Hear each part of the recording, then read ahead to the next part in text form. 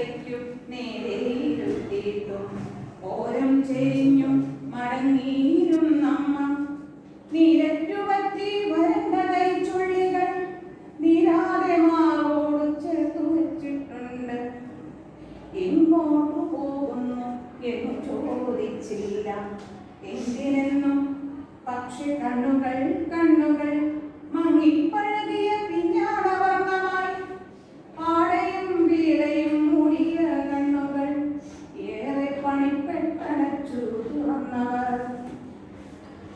ഇപ്പോൾ വിജനമായി വീഥികൾ ആകാശഗോപുരങ്ങൾക്കു താഴത്തവ നാളേക്കു വേണ്ടി ഉറങ്ങാൻ ശ്രമിക്കുന്നു.